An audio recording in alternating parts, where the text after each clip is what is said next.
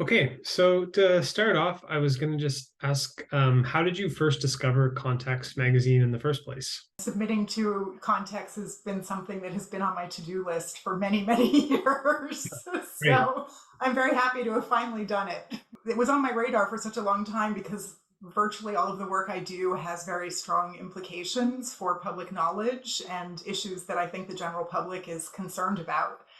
The piece that is being published now focuses on the experiences of people who lose their animals to the shelter system, and I really see, publishing and talking about my work in Context as an opportunity to dig into some of those tensions, to explore some of the myths that exist about companion animals and about the shelter system, and about why and how it is that animals end up in shelters in the first place. I was wondering if you could just sort of walk us through the main argument of your piece in the upcoming issue.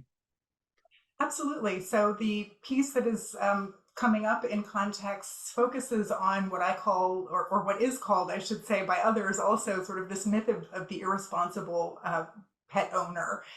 There's this very strong belief in the United States, and I've had the opportunity as well to interact quite a lot with Canadian animal welfare professionals, and I know that this myth also appears to be quite entrenched in Canada as well, that there is somehow a category or group of people that are not morally sufficient guardians to companion animals. These are the so-called irresponsible pet owners. And they're really understood in the mainstream society through racialized and class-based lenses. They're understood as people who are lower income and generally people of color, who, through dominant cultural discourse, are constructed as being people who don't have the requisite compassion to take care of companion animals, who don't have the requisite resources to provide for their animals, and ultimately whose animals are seen often as being better off if they're taken into the shelter system rather than continuing to remain in the care of those individuals. So in the piece, I draw on my extensive field work at a high-intake, high-kill public shelter in the Los Angeles metropolitan area that I call the Pacific Animal Welfare Center, or PAW, and work to kind of unpack this myth and its origins. To think about how, if we approach it as a raced, classed, and gendered phenomenon, we can see many patterns that exist as well in the broader critique that has become much more mainstream in the last few years about over-policing of human communities also.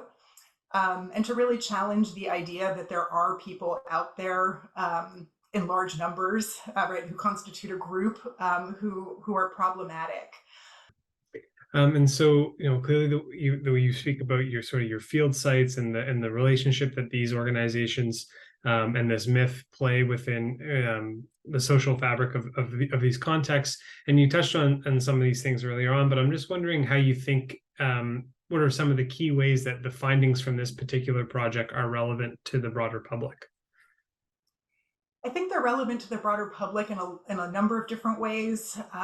Perhaps to me, most importantly, just trying to encourage people to rethink some of their own deeply held assumptions about what kinds of people are suitable guardians to companion animals, and how it is that we pass judgment on other people based on race, class, gender, and other attributes, and sort of assessing or making initial evaluations of that suitability. Because again, I think these are really powerful discourses, and they don't exist just about companion animals. They also exist about children. I'm sure they exist in other contexts as well. So even if it causes people just to take a pause, right, and rethink a little bit some of their own underlying ideas, I think that's a win.